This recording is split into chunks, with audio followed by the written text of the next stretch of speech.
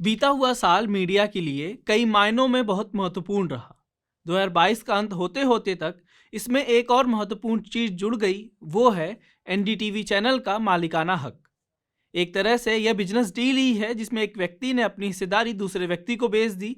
लेकिन यह मामला अलग है, क्योंकि यह सिर्फ एक आम कंपनी नहीं बल्कि एक मीडिया संस्थान है।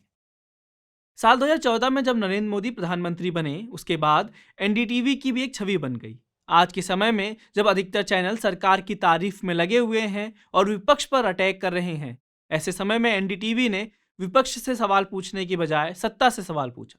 इसलिए जब अडानी ग्रुप ने हिस्सा खरीदा, तब सभी की नज़र इस पे गई और आने वाले समय में होने वाले बदलाव के कयास लगाने लगे। अपने शुरुआत के 34 सालों बाद प्रणय रॉय और राधिका रॉय की कंपनी एनडीटीवी अब एशिया के सबसे अमीर व्यक्ति गौतम अडानी की हो गई। 23 दिसंबर को रॉय दंपत्ति ने अपने 27.26% शेयर्स बेचने की बात कही। उन्होंने बयान जारी करते हुए कहा, हमने आपसी समझौते के तहत एनडीटीवी में अपने अधिकांश शेयर एएमजी मीडिया नेटवर्क को बेचने का फैसला किया है। ओपन ऑफर लाए जाने के बाद से गौतम अडानी के साथ हमारी रचनात्मक और सकारात्मक बातचीत हुई। हमारी तरफ से दिए गए सुझावों को उन्होंने सकारात्मक ढंग से और खुलेपन के साथ स्वीकार किया है। घोषणा 23 दिसंबर को हुई और शेयर्स ट्रांसफर 30 दिसंबर को हुए। इसके साथ ही अडानी ग्रुप एनडीटीवी का सबसे बड़ा शेयरधारक बन गया। वर्तमान में अडानी ग्रुप के पास कुल 64.71% हिस्सेदारी है। दिसंबर महीने से थोड़ा पीछे चलते हैं।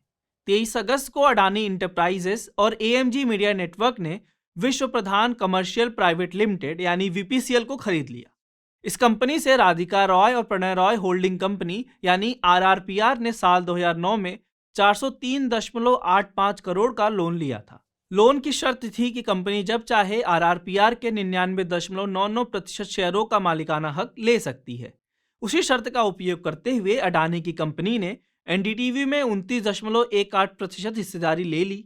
आगे पढ़ने से पहले यदि आप जानना चाहते हैं कि वीपीसीएल कंपनी क्या है और इसका मालिक कौन है, तो इसे यहाँ देखें। साल 2008 में विश्व प्रधान कॉमर्शियल प्राइवेट लिमिटेड यानी वीपीसीएल नामक कंपनी की स्थापना हुई। दिलचस्प बात है कि इस कंपनी के पास कोई अपनी निजी संपत्ति नहीं थी। वीपीसीएल एक शेल कंपनी थी जिसके संपर्क शेल कंपनियों के एक जाल से होते हुए रिलायंस समूह से जुड़ते थे। वीपीसीएल के अधिग्रहण करने के साथ ही अडानी ग्रुप की एनडीटीवी में एंट्री हो गई थी। इसके बाद 26% और हिस्सेदारी खरीदने के लिए अडानी ग्रुप एक ओपन ऑफर लेकर आया। इसमें शेयरधारकों को 294 रुपये प्रति शेयर देने की पेशकश की गई। यह ऑफर 22 नवंबर को आया और खत्म 5 दिसंबर को हुआ।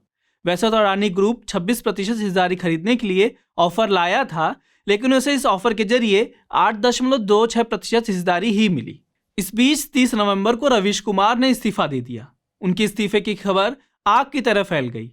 एनडीटीवी में तो मेल आ गया, लेकिन अभी तक रवीश कुमार ने खुद इसकी पुष्टि नहीं की थी और लोगों के बीच कौतूहल भी बन गया था कि अब रवीश कुमार क्या करेंगे। उन्होंने इस्तीफे के एक दिन बाद अपने YouTube channel Ravish Kumar official पर एक वीडियो पोस्ट करके इसकी पुष्टि की। फिलहाल वे अपने चैनल पर वीडियो बनाते हैं। इस समय मेरे रास्ते निश्चित नहीं हैं, निश्चित हैं तो सिर्फ हौसला है।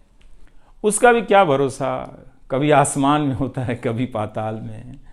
एक यूट्यूब चैनल बनाया है रवीश कुमार ऑफिशियल और फेसबुक पेज भी है रवीश का पेज। इसे सब्सक्राइब कीजिएगा। अब मैं यूट्यूब पर ही नज़र आऊँगा, एनडीटीवी इंडिया पर नहीं। इधर रवीश का इस्तीफा हुआ और वीपीसीएल और ओपन ऑफर के बाद अडानी समूह 37.45% के साथ एनडीटीवी का सबसे बड़ा शेयरधारक बन गया। इस वक्त तक रॉय दंपत्ति की हिस्सेदारी 32.26% थी। एनडीटीवी के फाउंडर्स शुरुआत में अडानी ग्रुप द्वारा वीपीसीएल के अधिग्रहण से नाखुश थे, लेकिन बाद में दोनों अपने भी शेयर्स बेचने के लिए राजी हो गए। 23 दिसंबर को दोनों ने अपने कुल 32.26% में से 27.26% शेयर बेच दिए। अब रॉय दंपत्ति के पास कुल 5% शेयर्स हैं, जिसमें दोनों के 2.5% हैं। इस तरह अडानी समूह के पास कुल मिलाकर एनडीटीवी की 64.71% हिस्सेदारी है। बाकी का हिस्सा एफआईआई फॉरेन इंस्टीट्यूशनल इन्वेस्टर जैसे कि एलटीएस इन्वेस्टमेंट फंड और विकासा इंडिया, रॉय दंपत्ति, कॉर्पोरेट्स और अन्य के पास है। एनडीटीवी से प्रणय और राधिका रॉय के जाने के बाद चैनल की पहचान को लेकर सभी के मन में सवाल उठने लगी हैं। एनडीटीवी के पूर्व कर्मचारी विजय त्रिवेदी भी कहते हैं कि बिना रॉय के एनडीटीवी नहीं है, यह वैसे ही है जैसे बिना आत्मा के शरीर। हालांकि अभी तक एनडीटीवी के चेयरपर्सन प्रणय रॉय और राधिका रॉय ही हैं, लेकिन अडानी समूह की कंपनी एएमजी मीडिया नेटवर्क के सीईओ और editor in chief Sanjay Pugalia और वरिष्ठ पत्रकार सेंथिल चेंगलवारायण को एनडीटीवी के बोर्ड ऑफ डायरेक्टर्स में शामिल किया गया है। वहीं गौतम अडानी ने इंडिया टुडे से खास बातचीत में कहा कि एनडीटीवी एक स्वतंत्र, विश्वसनीय और अंतर्राष्ट्रीय नेटवर्क होगा। मैनेजमेंट और संपादकीय टीम में हमेशा एक लक्ष्मण रेखा बनी रहेगी। जैसा कि हमने पहले बताया कि विश्व प्रधान कमर्शियल प्राइवेट लिमिटेड, जो कि मुकेश अंबानी की कंपनी है, और अब अडानी एनडीटीवी के पास आने से क्या बदलेगा, इसको लेकर कई सवाल मीडिया में उठाए गए हैं। इस पर रवीश कुमार ने भी अपनी राय दी। वो कहते हैं, उनका कोई आदमी मीटिंग लेने तो नहीं आया था। उन्होंने कभी स्टेटमेंट दिया था कि सरकार की आलोचना करने की का हिम्मत का साहस होना चाहिए? दिया था। उन्होंने कहा था कि हम ग्लोबल ब्रांड बनाएंगे, अल जजीरा जैसा इंडिया में होना चाहिए? नहीं कहा था ना। तो दोनों में बड़ा अंतर है। इसी तरह एनडीटीवी के पूर्व मैनेजिंग एडिटर अनिंदो चक्रवर्ती भी कहते हैं कि अंबानी का कभी कोई व्यक्ति एनडीटीवी में नहीं घुसा। एनडीटीवी में कभी यह नहीं कहा गया कि आप यह करिए क्योंकि अंबानी चाहते हैं। हमने बीपीसीएल से लोन लेने के बाद भी कई स्टोरी अंबानी के खिलाफ की है, लेकिन कभी किसी ने नहीं रोका। हालांकि एनडीटीवी के बदलने को लेकर एनडीटीवी के ही पूर्व पत्रकार संदीप भूषण कहते हैं, कौन सा चैनल मालिक बदलने के बाद नहीं बदला, इससे एनडीटीवी भी अछूता नहीं रहेगा। पढ़िए न्यूज लॉन्ड्री की यह रिपोर्ट, अडानी का एनडीटीवी प्रणय रॉय के बिना क्या है एनडीटीवी, और अंग्रेजी में from 2022 to 23 an NDTV without Roys. हमने इसमें एनडीटीवी के पूर्व और वर्तमान कर्मचारियों से बातचीत की है।